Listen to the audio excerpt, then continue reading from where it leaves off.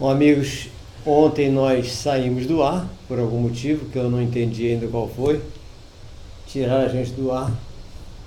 E hoje já me tiraram uma vez, dizendo que eu estou violando as normas do Face, sei lá. Não entendi bem porquê, mas tudo bem, vamos tentar conversar aqui. Vamos tentar ver se a gente consegue conversar hoje, violando ou não as normas do Face, ou seja lá o que foi.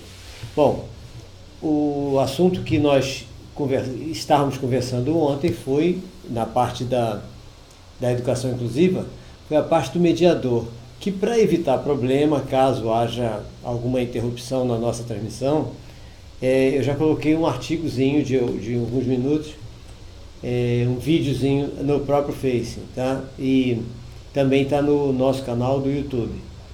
Para quem ainda não conhece, é o youtube.com/c/Roberto Anderson. É só botar Roberto Anderson tudo junto que chega lá. Então é sobre o mediador. Então nós comentamos sobre a mediação do autista. Isso nós falamos às 5 da tarde e quando chegou a noite, que muita gente pediu para eu entrar à noite, acabou a gente sendo tirado do ar. Mas tudo bem, a gente tenta falar agora. O aspecto mediação do autista, na realidade, deve ser muito bem analisado, com muita calma, como nós falamos ontem, às 5 da tarde, e como nós colocamos, como eu coloquei nesse videozinho que está aí no Facebook, tá? E está no YouTube também. Por quê? Porque é uma lei. A lei é a Lei 12.764 de 2012. Portanto, ela é 3 anos anteriores à Lei Brasileira de Inclusão. O que ela fala? Ela diz que que se o autista tiver comprovada a necessidade de apoio escolar, que tem que ser colocado um profissional especializado, um acompanhante especializado. Bom, esse acompanhante especializado tem alguns detalhes que eu falei no vídeo e tem um detalhe a mais. Mas vamos falar todos os detalhes que eu falei no vídeo, para quem não se lembra, para a gente discutir o que seria esse acompanhante especializado. O que é? Boa noite, Yara Maria. Boa noite, Gabriel, Isa Cecília, Udi Souza.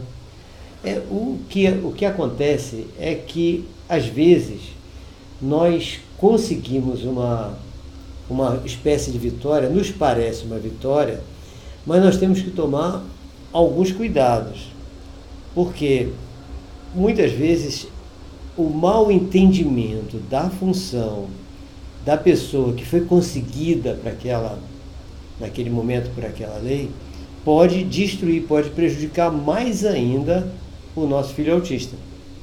Oi, André Macedo.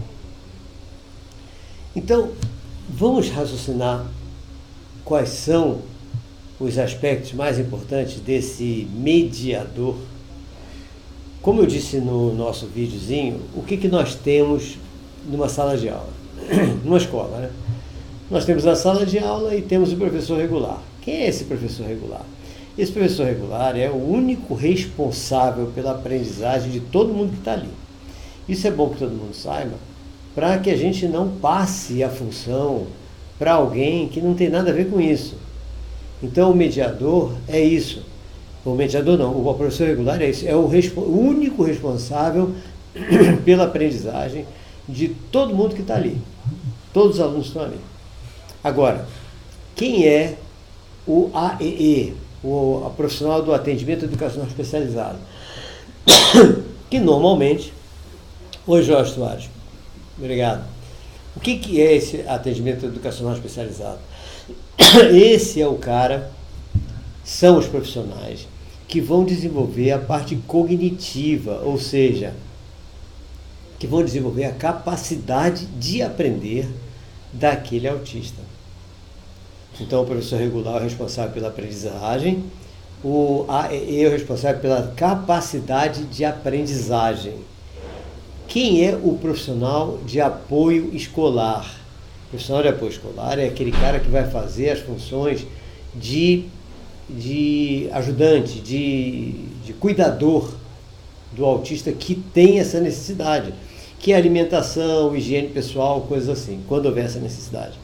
E quem é o mediador? O mediador é o que vai auxiliar o autista na relação com a sala de aula e, consequentemente, com o professor e com os colegas, e com o aprendizado. Ele vai auxiliar o autista na relação com a aprendizagem, com o professor e com os colegas. Como é essa ajuda? Ele vai ajudar de maneira ao autista desenvolver a sua autonomia numa sala de aula. Isso é a preparação para esse autista desenvolver a autonomia na vida, na sua vida, posterior à aprendizagem. Então, a função do mediador é muito séria, muito importante, e não pode ser confundida nem com o professor, nem com o cuidador, nem com o AEE. É completamente diferente. Então, vejam só, a AEE desenvolve a capacidade de aprendizagem. Então, eles desenvolvem técnicas para que o autista fique com mais capacidade de aprender. O professor, a aprendizagem é dele. O cuidador, higiene pessoal, alimentação, etc. E o mediador vai desenvolver a capacidade dele ser autônomo. Bom, então, o mediador vai fazer a função de ligar, oi Silvana, de ligar esse autista ao professor. Ou seja, ele vai desenvolver a capacidade desse autista de se relacionar com o professor e de se relacionar com seus colegas. É exatamente isso que ele vai fazer. Tá? Então, me perguntaram, sim, mas o mediador que estão colocando, por exemplo, no estado do Pará, são estudantes de pedagogia. Pode? Pode. Pela lei, não. Pela lei tem que ser alguém especializado. Mas, digamos que um estudante de pedagogia, pela idade dele, pela faixa etária, ele está mais próximo do autista. Embora a lei diga especializado, o estudante de pedagogia das últimas séries, por exemplo, e que já esteja preparado para conhecer o autista, para saber das suas características e preparado para a função que ele vai exercer, ele vai ter mais empatia, mais capacidade de empatia pela proximidade de faixa etária. Então, mais facilmente, o que eu coloco é fator colega. O fator colega ou o fator quase colega vai fazer com que esse mediador, sendo um estagiário, ele pode simplesmente se colocar quase na função de aluno para quase que apresentar o autista ao professor, dizer, pergunte a ele isso que você não quer, que você não está entendendo, pergunte a ele como fazer isso. Aí ele chama o professor e diz, ele quer saber como fazer isso, ele não entendeu essa parte, mas ele não explica. O mediador não é para explicar nada ao autista, é para fazer a ligação entre o autista e o professor regular. Então essa função é difícil, sim, é muito difícil, mas tem que ser assim, porque se não for assim, se esse mediador fizer a função de professor, nós vamos ter uma desvantagem muito grande nisso, porque nós estamos tirando a grande vantagem da educação inclusiva, que é exatamente o aluno que está na inclusão se sentir integrado com os demais colegas de classe. Quando ele começa a ter essa facilidade de se ligar com o professor e com os colegas, ele se sente realmente incluído. Agora, o bom mediador, um mediador muito bom, que vai conseguir exercer essa função muito bem, o que vai acontecer? Brevemente, ele não terá mais necessidade dele. Então, quanto mais eficiente for esse mediador, mais rapidamente o autista vai conseguir alcançar a sua autonomia na sala de aula. Mais rapidamente o autista vai conseguir se relacionar com o professor sem necessidade de ninguém ajudar. Mais rapidamente o autista vai se relacionar com seus colegas sem precisar da ajuda de ninguém. Então, parece uma incongruência, mas quanto melhor o mediador, mais rapidamente ele se torna desnecessário. Agora, para isso ele tem que estar muito bem preparado. Então, quanto mais bem preparado ele tiver, mais rapidamente ele não precisaremos mais dele. O autista vai dispensar ele. Lógico, ele não vai sair da escola, ele não vai embora, ele não vai ser demitido. Ele continua lá.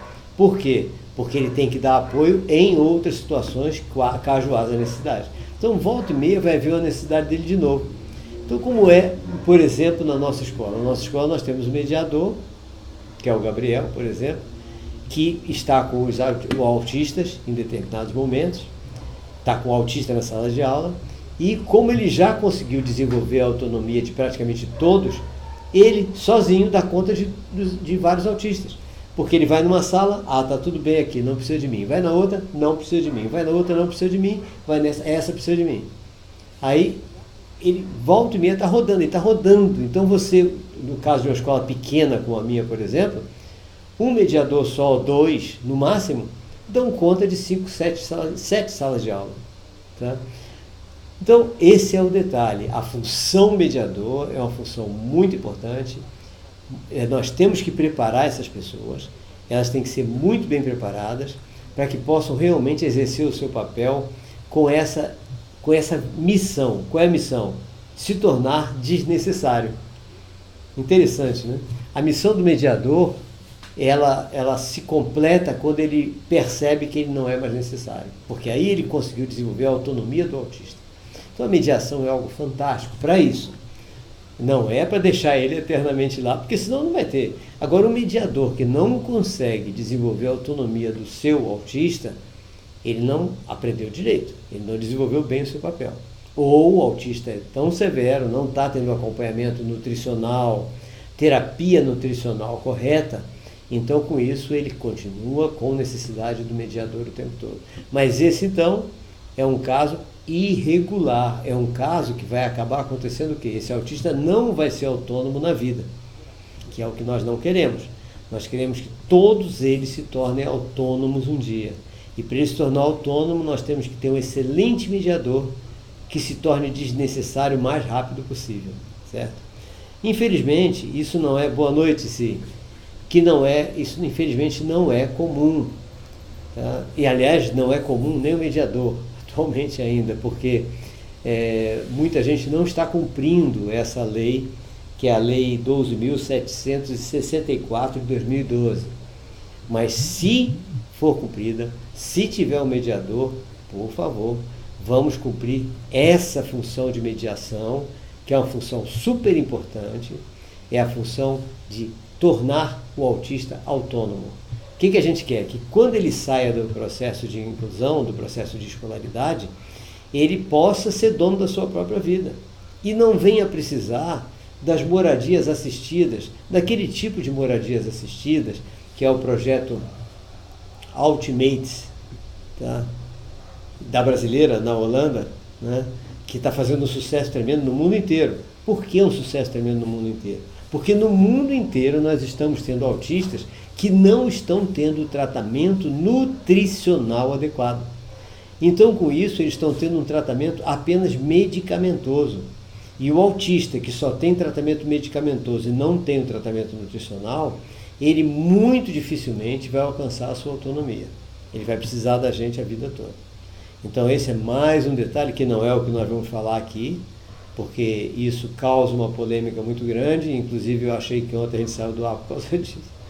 A gente tem que tomar cuidado com o que fala, porque não pode melindrar determinadas áreas, né? Determinados setores sociais. Mas então é isso, gente. Esse é a função do mediador. Então, recapitulando, quais são as funções dentro de uma sala de aula quando nós temos uma pessoa que tem necessidades especiais e para que ela realmente se desenvolva muito bem? Primeiro, o professor regular. É o único responsável pelo desenvolvimento intelectual do aluno, pela garantia do conhecimento, garantia da aprendizagem. Então, o professor regular que também tem que ser preparado para isso, porque os professores regulares nas faculdades de pedagogia e nas licenciaturas não estão sendo preparados para serem professores de inclusão. Algumas faculdades estão tendo algumas matérias de inclusão, mas que não estão tocando em pontos que são primordiais, importantíssimos, para que eles sejam devidamente preparados e saibam desenvolver metodologias realmente inclusivas, ou seja, metodologias realmente responsáveis. que aliás é até bom comentar, que são os nossos próximos cursos. O próximo curso lá em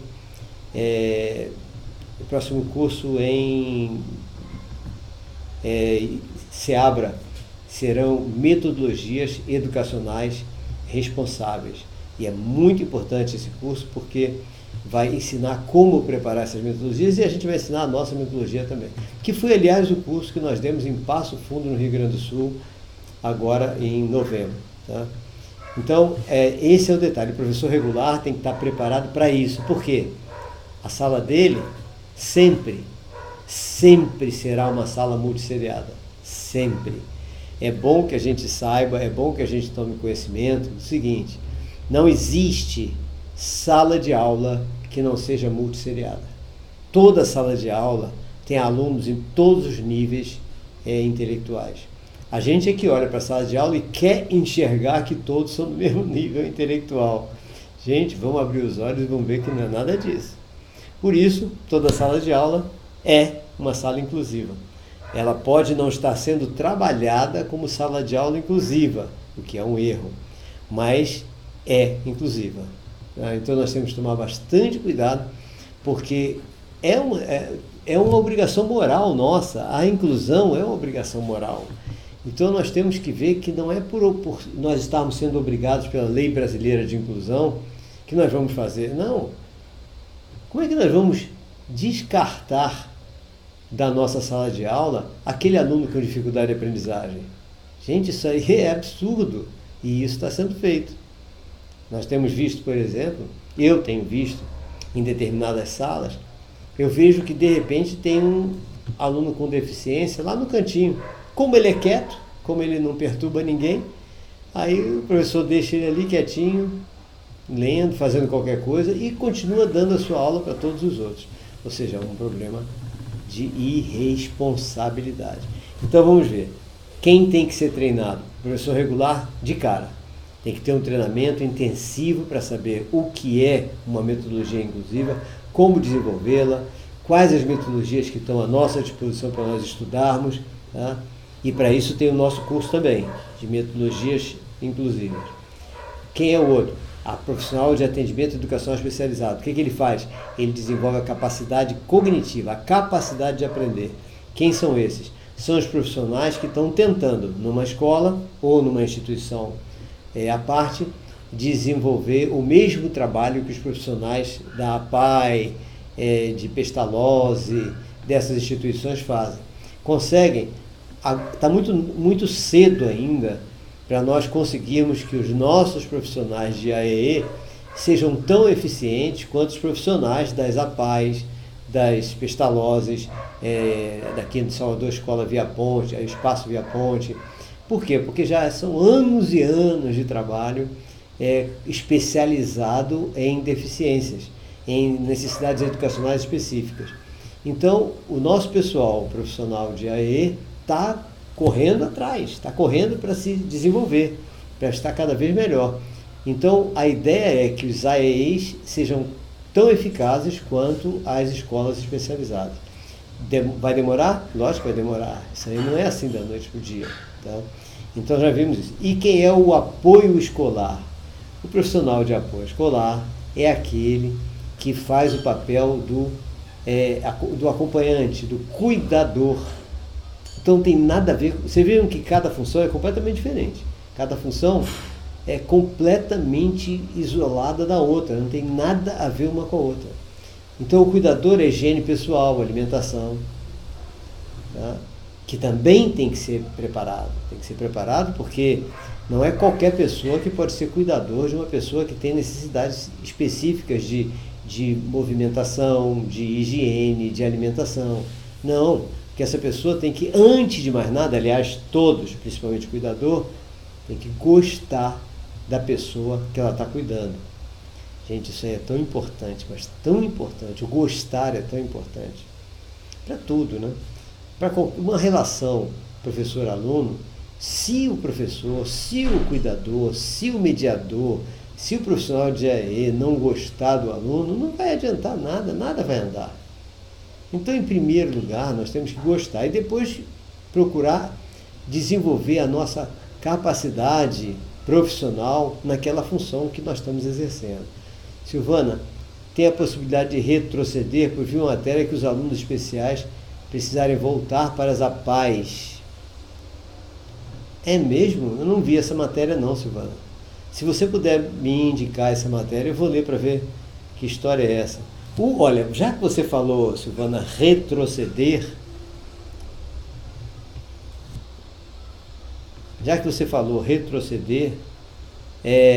vamos analisar retroceder. Deixa eu ver que alguém pediu para... já está aqui, né? Vamos verificar isso. O que é esse retroceder? Deixa eu autorizar alguém a entrar aqui. Não sei que história é essa. Por que entrar? Pronto. O que retrocede, e que eu já vi muito, é quando nós colocamos muitas pessoas com deficiências juntas uma da outra.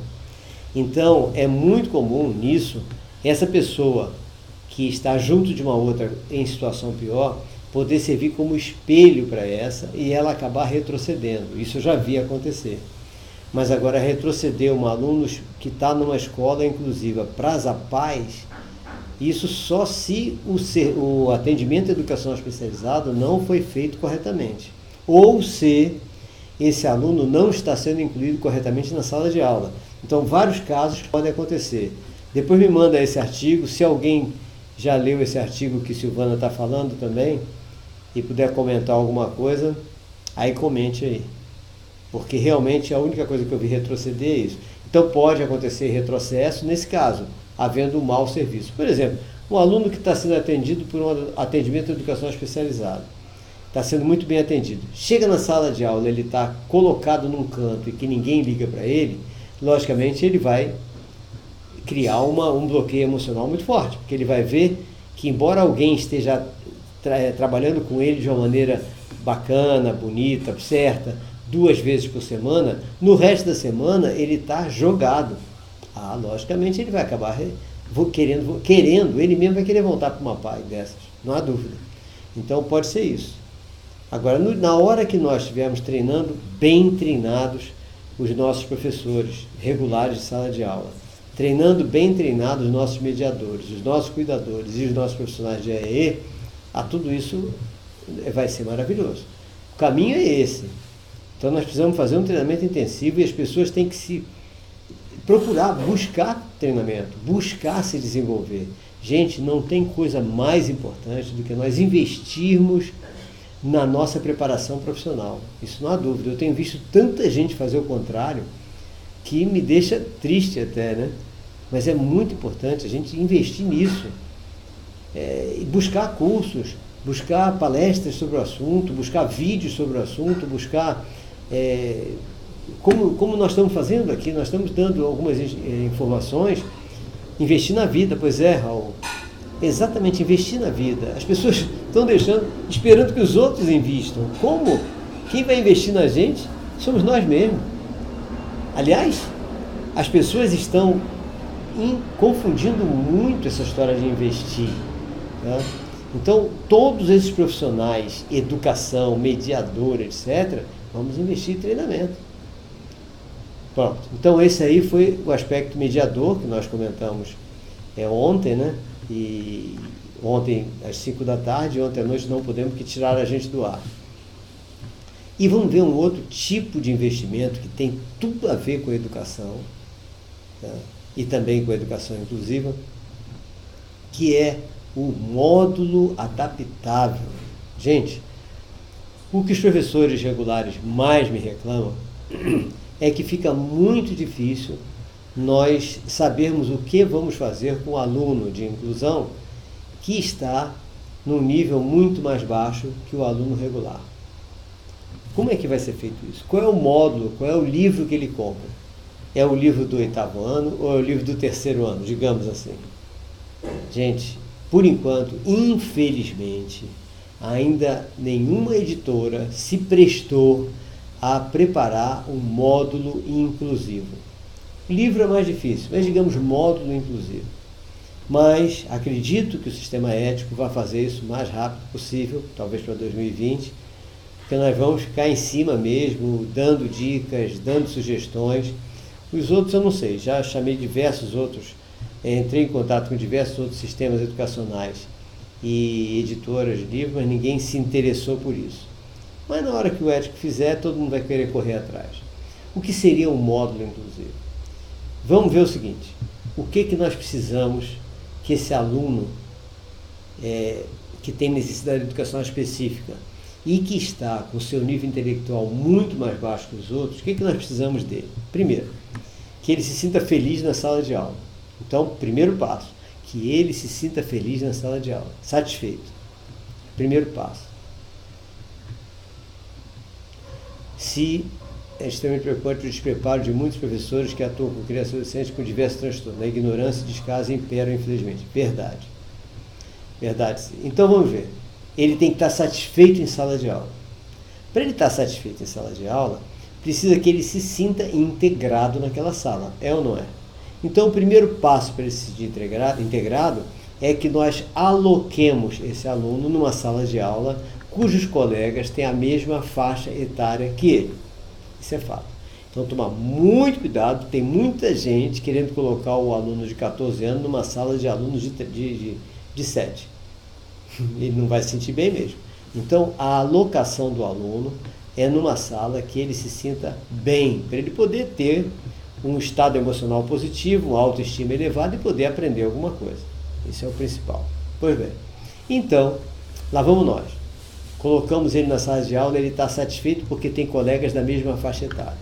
Segundo ponto, para ele continuar se sentindo satisfeito e ter a autoestima elevada. Ele precisa sentir que está na mesma aula, que está assistindo a mesma aula. Então, para ele se sentir que está assistindo a mesma aula, o tema da aula tem que ser o mesmo para todos os alunos, inclusive para ele. Se o tema da aula tem que ser o mesmo, o livro dele deveria ter a mesma capa, a mesma figura, mesmo nome, mesma nomenclatura que todos os outros livros. Isso é o ideal, por isso que livro é difícil. Então vamos ver módulo. O módulo dele deve ter mesma capa, mesmas figuras, mesmos coloridos que todos os outros. Aí quando ele abre capítulo 1, o tema do capítulo 1 da primeira unidade tem que ser o mesmo para todo mundo. Então o tema é o mesmo. Vamos ser geografia, universo. Sistema universo. Falar universo. Ou sistema solar, vamos falar mais simples. Sistema solar. Então, quando todos os alunos abrem o módulo, capítulo 1, sistema solar. Aí o aluno de inclusão abre o módulo, capítulo 1, sistema solar. E está a mesma figura, todo mundo com a mesma figura. O professor, então, faz um marketing sobre sistema solar. Fala com todo mundo sobre o sistema solar, etc., todo mundo empolgado, numa linguagem que todo mundo entenda. Aí manda todo mundo começar a resolver um roteiro que estará no módulo. Tá? O roteiro que estará no módulo, ou que ele entrega assim, separado, esse roteiro é um roteiro de estudos baseado e preparado no nível de cada um. Aí já é a diferença. O módulo é o mesmo, a capa é a mesma, o tema é o mesmo, mas o conteúdo ali dentro vai ser no nível de cada um. Aí, esse aluno especial pega o seu roteiro, olha, está todo mundo vendo a mesma coisa, e ele está respondendo perguntas do nível dele. O outro está respondendo perguntas do outro nível. E um ajudando o outro, que é como se faz numa escola inclusiva de qualidade, ou seja, as da Suíça são assim, de Mato Grosso do Sul tem escola assim também. Então é exatamente isso. Vamos fazer isso? Pronto. Então, o que nós precisamos? Que esse módulo já venha pronto da editora. Como é que ele viria pronto? O módulo é o mesmo. Então, o aluno não vai comprar o módulo do terceiro ano, se ele está no 8º. Ele vai comprar um módulo adaptável, que está com todas as características do 8º ano, mas o professor entra na internet, ou o pai entra na internet, ou o mediador entra na internet, ou o coordenador, e no site dessa editora, e baixa o conteúdo do capítulo 1 no nível de terceiro ano, ou no nível de primeiro ano, ou no nível de quarto ano, ou de quinto ano. é o conteúdo e troca o conteúdo ali. Então o livro está igualzinho a de todo mundo. Os conteúdos vão sendo trocados na medida que o aluno vai alcançando aquele capítulo. Como o aluno especial, o aluno com necessidades educacionais específicas, pode avançar mais rápido do que em um ano, ele pode, de repente, ele está num nível muito baixo, mas ele pular 2 anos. Né? Então, a gente só vai substituindo os roteiros, os conteúdos, na medida que nós formos avaliando ele.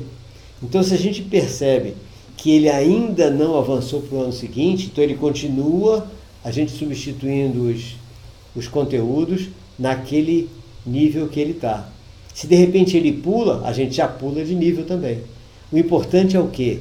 Que o aluno, que todos os alunos aprendam todos os dias a partir do ponto que cada um sabe.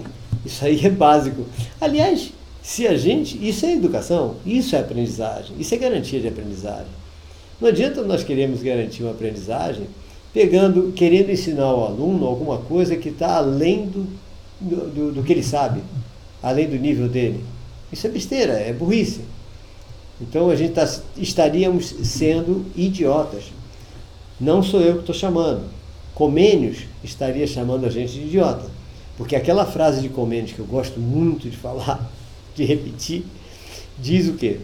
Age idiotamente aquele que quer ensinar ao aluno não o que ele pode aprender, mas sim o que ele próprio deseja. Essa frase não é minha, essa frase é de Comênios, ele falou isso no século XVII, tá?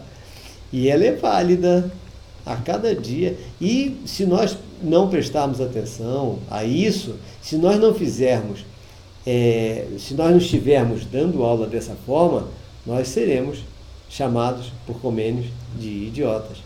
É melhor a gente tomar cuidado, é ou não é? Então, entenderam a história? A ideia é simples, ou seja, a educação inclusiva é uma coisa maravilhosa, uma coisa espetacular, porque ela veio trazer como determinação legal uma coisa que significa agora, a partir de agora, é obrigatório respeitar todo mundo. Gente, precisaria de uma lei para isso? Eu acho que não. Mas infelizmente precisou. E o pior, a lei está aí, a LDB também manda respeitar todo mundo, e um monte de gente não está respeitando nem a LDB, nem a Lei Brasileira de Inclusão. Aí é complicado, né? E por que não está respeitando? Tem gente que até interpreta de maneira errada. Eu acho que é proposital, né? Porque não pode ser burrice. Porque um professor, por exemplo, de geografia, de história, etc., que fez sua licenciatura, que estudou tudo, será que ele não consegue interpretar um texto de uma lei? Acho meio complicado, né? Então, é isso que a gente tem que ver, ou seja, vamos respeitar o aluno especial. E vamos chamar nossos colegas que não estão fazendo isso e mostrar a legislação. Se ele disser, mas não é assim não, como eu já vi falar, por exemplo, certas pessoas disseram para mim, mas como é que eu vou aplicar a prova para o aluno especial se as provas já vêm prontas? Pronto. Vamos ver esse ponto. As provas já vêm prontas. A prova que vem pronta é ilegal. Só isso. Mas nada, não digo mais nada, é ilegal. Totalmente ilegal. Então, se a prova vem pronta, vamos ver quem mandou aplicar essa prova que já vem pronta. Foi o MEC. Então, o MEC está indo contra a legislação do próprio MEC. Certo? Aliás, é muito comum isso. Então, a primeira coisa que a gente vai fazer quando a prova vier pronta é dizer a gente fazer um conselho de classe, que, aliás, Amanda, não sei se você está assistindo, amanhã eu vou lhe responder sobre a parte conselho de classe que você perguntou. Tá? E também sobre a parte de alimentação, ou seja, os alimentos que são interessantes numa reunião de pais. E daqui a pouco, aliás, eu vou ter que falar para todo mundo, né? Porque isso é importante também. Então, a lei está errada. A lei não, o MEC está errado, o Conselho Estadual de Educação está errado, o Conselho Municipal está errado, a Secretaria de Educação está errada, se determina que a prova tem que ser padrão para todos os alunos. Eles estão indo contra a própria legislação educacional.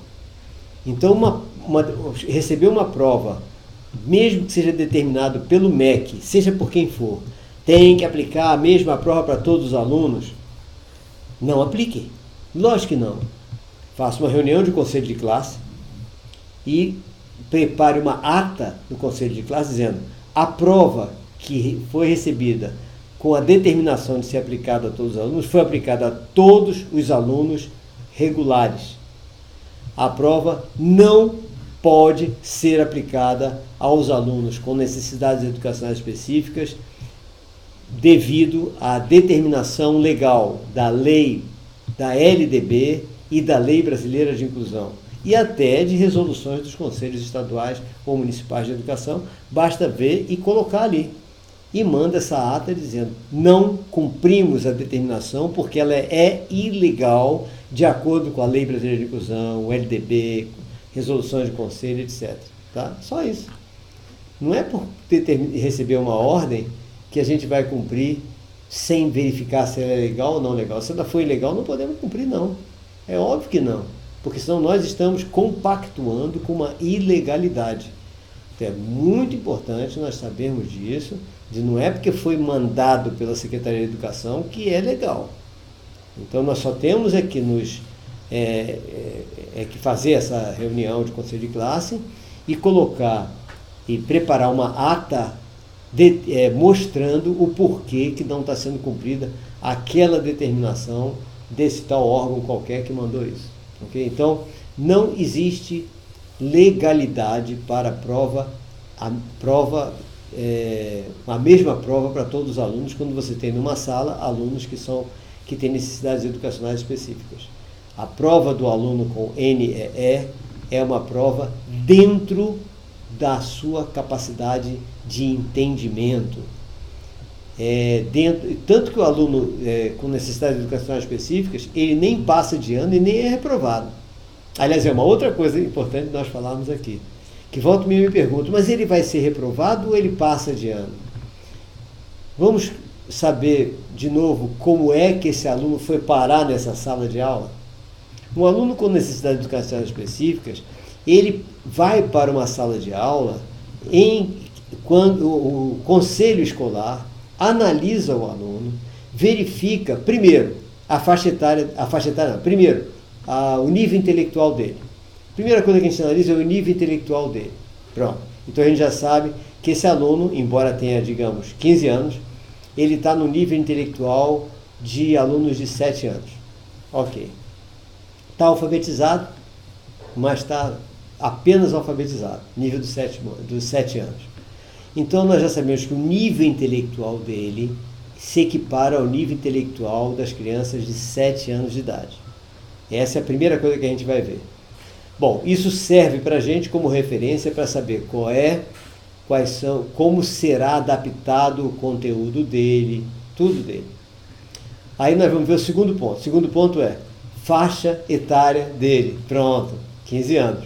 Então a faixa etária nos mostra que ele vai ter que ser alocado numa sala de aula com a mesma faixa etária que ele. Por quê? Uma diferença muito grande de faixa etária vai prejudicar todo mundo. Inclusive vai diminuir a autoestima desse aluno de 15 anos. Então o primeiro ponto é a intelectualidade, para a gente saber qual é o nível dele. O segundo ponto é a faixa etária, para saber quem serão os colegas dele. Os colegas dele têm que ser da mesma faixa etária, porque ele tem que se relacionar com colegas da mesma faixa etária. Tá? Então, esses dois pontos são fundamentais para colocar o aluno numa sala de aula. Aí a gente aloca esse aluno na sala de aula dos alunos de 15 anos, que é o primeiro ano do ensino médio. Tá? Bom, nesse ponto, vai ser alocado no primeiro ano do ensino médio, vai ser alocado, ele não passou para o primeiro ano do ensino médio. Então ele vai ser acompanhado pelos professores do primeiro ano do ensino médio.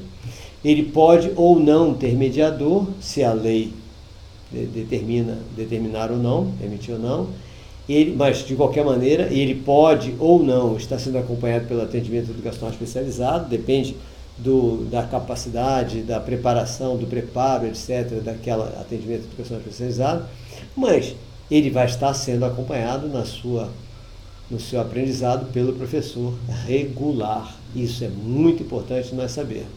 Então, esse aluno está lá, sendo acompanhado pelo professor regular, e numa sala de aula do primeiro ano do ensino médio. Quando chegar no final do ano, o acompanhamento dele foi feito de tal forma que ele veio evoluindo. Então ele vai evoluindo, ele está no nível de 7 anos de idade, né? E está evoluindo, até que chegou a um ponto que ele teve uma evolução muito boa, ele já está no nível das crianças de 8 anos de idade, né? Que é terceiro ano, está no nível terceiro ano. Então, no histórico escolar dele, vai constar o quê? Anexo ao histórico escolar. Esse aluno evolui, já consegue isso em português, já consegue isso em matemática, já consegue isso em geografia, já tem uma noção de história assim assado. Isso é todo o anexo ao histórico escolar. Tá? Virgínia, minha colega de infância, se os professores não foram preparados para lidar com os alunos que têm necessidades de educação específicas, fica muito difícil esse processo. Exatamente. Quando dava aulas, vi bem de perto esse problema. Muitas vezes a própria direção da escola não sabe como fazer esse procedimento. Até hoje, Virgínia, até hoje tem um monte de gente que não sabe o que fazer. Que pena que você não está em sala de aula, porque eu estou ainda, tá? Bom, e a gente vê isso mesmo, né? O tempo todo, só que a gente está batalhando para preparar os professores para isso. Então, gente, é isso. Esse cara, esses meninos que estão sendo acompanhados, chega no final do ano, você põe o anexo com tudo que ele já fez. De preferência, a gente coloca também quais foram as estratégias utilizadas, quais foram as metodologias, didática, procedimentos didáticos utilizados. Para quê? Para facilitar a próxima escola. E na frente do histórico escolar, como é que vem aquelas notas todas? Pô, logicamente ele passou em tudo. Porque se ele não passar, se tiver alguma nota vermelha, nós estamos errando aí. Por quê? A prova que esse aluno faz de português é uma prova que foi dada com o conhecimento que nós temos certeza que conseguimos ensinar a ele. A prova que ele faz de matemática é uma prova com questões que nós temos certeza que já conseguimos ensinar a ele, ele conseguiu aprender. Por quê? Porque esses alunos com necessidades educacionais específicas, eles não podem ter uma nota vermelha, uma reprovação, senão já era. Se eles tirarem uma nota baixa, óbvio que vai baixar a autoestima deles. E ao baixar a autoestima deles, eles não vão progredir mais nada, vão bloquear. Se alunos sem necessidades educacionais específicas, alunos que não têm nenhuma síndrome, nenhum transtorno, já podem bloquear com a baixa autoestima, imagina um aluno com necessidades educacionais específicas. Silvana, a tecnologia, quando necessária, deve ser usada em sala de aula? Há lei para isso? Lei não. Não. A tecnologia assistiva tem leis e algumas não leis. Algumas resoluções estaduais determinam a utilização de tecnologias assistivas, sim. Então nós temos que ler as resoluções para ver como é que é essa determinação. Então, Sandra, professor Roberto Antes para ministro da Educação, não, muito obrigado, agradeço muito a sua indicação. Mas a tecnologia assistiva, sim, precisa sim, pode sim. Lógico que tecnologias... olha, vamos conversar sobre isso que Silvana falou. Silvana, há tecnologias e há utilização correta ou incorreta de tecnologias assistivas. Então vejamos só, algumas tecnologias podem viciar ou tirar a capacidade, o desenvolvimento da autonomia do aluno. Então nós temos que tomar bastante cuidado com esse detalhe. Tudo que é bom pode ser bom demais ao ponto de viciar o cara e não deixar ele desenvolver uma autonomia. E a gente vê isso na educação, né? Quando você faz tudo para uma criança, ela não desenvolve autonomia. Você vê aquela família que o filho, o menino, não faz nada. porque é menino. Ele é menino, não lava o prato, não põe a mesa, não faz isso, não faz aquilo. Daqui a pouco, se ele for morar sozinho, ele está frito. Ele não vai conseguir se desenvolver. Né? É um problema sério. Ele não vai conseguir sobreviver àquilo, porque ele não sabe fazer nada. Eu conheço até uma pessoa que vos fala agora, que está quase assim. Ele foi morar sozinho na Austrália e não conseguia fazer uma comida. Tá? Por quê? Porque foi realmente mal educado dessa forma. Ou seja, a mãe fazia tudo, as empregadas faziam tudo, aquela coisa toda. Na hora que ele precisou fazer comida, não tinha como fazer. Tá? É esse cara que vos fala aqui. Então nós temos que tomar cuidado para não fazer isso. Ou seja, nós temos que tomar bastante cuidado para não viciar a pessoa num excesso é o protecionismo, né? O superprotecionismo. Tá? Agora, por isso que cada caso desse, Silvana, estou falando da tecnologia assistiva, nós temos que analisar um por um e ver como usar, como utilizar. Algumas tecnologias são necessárias, né? Por exemplo, aquela do Philip Lowe, que Philip Lowe está desenvolvendo lá nos Estados Unidos. O que ele está desenvolvendo nos Estados Unidos? Philip Lowe, para quem não sabe, é aquele cientista, neurocientista, que está desenvolvendo aquela cinta que põe na cabeça para captar as ondas cerebrais da elucubração da fala e poder fazer com que a nossa elucubração do pensamento se transforme em digitação no computador. Então é uma tecnologia assistiva fantástica, né, que assim que estiver pronto vai ser maravilhoso. Né, isso. Segundo ele mesmo comentou há uns 2 ou 3 anos, até o valor, o preço dessa tecnologia não vai sair muito tão caro assim. Mislene Sampaio, multiplica mais professores assim, precisamos muito, que aula sobre inclusão. Obrigado. Não, é o que nós estamos fazendo, Mislene. Nós estamos tentando trabalhar os professores. Por isso que eu estou viajando direto. Esse ano foi do Pará ao Rio Grande do Sul direto, né? E agora apareceu também, outras cidades apareceram, e nós vamos fazer questão, eu faço questão de passar isso. Se a gente puder treinar todo mundo para que tenha responsabilidade e principalmente respeito, né, pelos alunos especiais, aliás, por todos os alunos, porque na realidade, olha só, não é o aluno especial, o aluno deficiente, o aluno com síndrome, com transtorno que precisa da gente, não. Reparem que muitos alunos normais, vamos dizer, ditos normais, né, que não tem nenhuma síndrome, nenhum transtorno, coisa nenhuma. Muitos alunos desses, eles têm um bloqueio emocional que faz com que apareça neles sintomas que prejudicam toda a aprendizagem. Então, esse aluno pode ser atendido pelo atendimento da educação especializada? Pela legislação, não pode. Mas ele precisa de um atendimento de educação especializada? Precisa. Aí que está. Então, quem é que vai fazer esse atendimento, já que o AEE não pode atender? Ainda mais porque os AEEs estão cheios, né? É o professor da sala de aula regular. Por isso que nós temos que treinar todo esse pessoal para sentir, e treinar para quê? Para que eles sintam prazer nisso.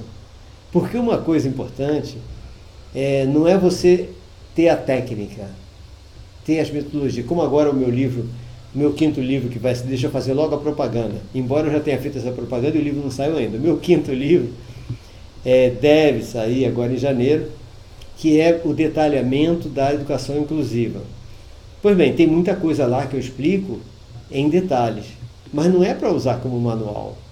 Por quê? Porque nós temos que pegar tudo isso e aprender com o aluno especial em sala de aula. É impressionante, é importantíssimo isso, tá? Nós temos que aprender com ele. Sandra, antes de reter os alunos como estão querendo fazer Curitiba, precisamos ver muita coisa. Exatamente, não tem nada que reter. Estão fazendo em Curitiba isso, né? Aliás, eu não sei porque eu estou me espantando, estão fazendo no Brasil todo. Estão retendo alunos e acaba você ficando com o aluno. Imagina só, você retém um aluno desse. Aí o que vai acontecer? Cai a autoestima dele, ele para, aí ele retém o desenvolvimento intelectual dele. Problema sério, né? Thelma, por isso tudo que vem sendo falado nesse vídeo é que defendo um projeto para que haja um profissional de AE em cada escola. como mediador. Como mediador que você diz, né? Além dos alunos, também do professor de sala, agindo no mesmo turno e auxiliando no planejamento adaptado, sem dúvida, com o objetivo de construir sua autonomia para trabalhar de forma inclusiva, sem dúvida. Se você puder botar um profissional especializado, tipo cara de AE, para ser mediador, vai ser maravilhoso, não há dúvida, vai ser muito bacana. É como eu disse, né? Os estagiários, no final de curso, eles podem estar sendo preparados para isso também. Mas um profissional especializado, a eficácia será muito maior. Se bem que a preparação para a autonomia, em alguns pontos, eu tenho visto que é melhor uma pessoa próxima da faixa etária do aluno. Mas isso é um caso a gente analisar. E cada caso é um caso, né? O importante é que cada caso seja analisado com cuidado. O Dirley, difícil encontrar alguém com tanta disposição e dar formação gratuita de verdade para professores. Obrigado, professor. Dirley, eu estou sempre à disposição. Aliás, muito obrigado por ter participado, de estar participando de todas as palestras e formações minhas lá na Chapada Diamantina, viu, Dirley? O curso aparece e eu já vejo logo você chegando com a sua equipe toda, né, da cidade. Isso é um prazer imenso para mim, ver pessoas como você e todos os professores que estão contigo, com aquela disposição, como agora, aliás, é interessantíssimo, eu tenho que comentar isso mesmo. Na última formação que eu dei em Seabra, que foi sobre autismo, foi especificamente sobre autismo, que foi agora há pouco, né? Nós tivemos, encheu, né, o auditório lá, encheu mesmo, ficou repleto o auditório, e o mais interessante é que encheu de gente interessada. Então, aquilo que a gente fala, que muita gente fala, os professores não querem aprender, não vi isso lá não. Foi em Seabra, na Chapada Diamantina, e o auditório ficou repleto, tinha pouca gente da cidade, mas tinha muita gente de todas as cidades em torno. E o mais interessante, que todo mundo percebeu, tanto a coordenação nossa lá, Suzane, Antônio, todos que estavam na coordenação, ficaram espantados com o interesse demonstrado. Então isso para nós, para quem está fazendo a formação, é algo gratificante. Você vê que, por exemplo, nosso período de formação depois do almoço, que normalmente as pessoas estão batendo cabeça para um lado para o outro, eu não vi ninguém que não tivesse atento, perguntando e participando depois do almoço. Gente, então é sinal que o pessoal realmente está interessado. Então isso é muito bacana. Eu fiquei assim empolgado, faço questão de voltar para a Chapada Diamantina quantas vezes forem necessárias, para todos os temas que forem necessários, porque, nossa, dá uma palestra, dá uma formação assim, em que você vê essa participação, é algo maravilhoso, né? Então, é isso, gente. Todas as dúvidas que surgirem, entrem em contato com a gente, escrevam, passem o e-mail, né, para robertoanderson@gmail.com. Né? Assim, Mislene, só concordo com a retenção das crianças de 5 anos que já estão sendo passadas para o primeiro ano e ainda não estão preparadas.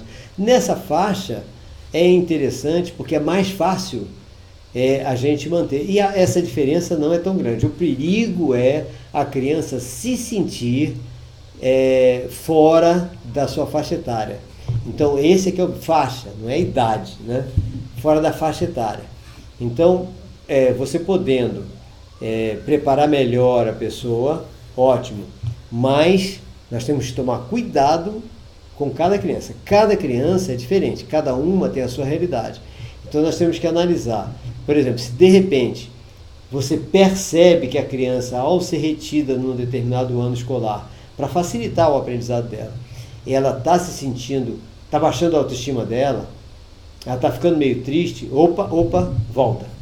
Passa ela para a série seguinte e vamos fazer um atendimento educacional inclusivo, ou seja, vamos dar um atendimento específico para ela, mas na mesma sala que as outras. É mais difícil? Mas isso se ela realmente se sentir mal com a turminha mais nova. Então, o que precisamos é o quê? Observar cada criança. Que, aliás, todos os livros, né, todas as teorias educacionais dizem que a base das teorias, das metodologias, a base é o aluno. Só que na hora da gente fazer a prática, a base passa a ser o livro, passa a ser o conteúdo. Cadê a base aluno? A base conteúdo ou base aluno? Então nós temos que tomar bastante cuidado com as teorias e com a prática. Quer ver uma coisa? Adaptação, eu sempre falo adaptação do conteúdo, né? Mas aí a adaptação curricular? Também pode ser feita uma adaptação curricular? Pode e deve. Lógico, não dá tempo da gente conversar aqui agora, que a gente está terminando o nosso programa, mas adaptação curricular está inclusive prevista na legislação também. Como é isso?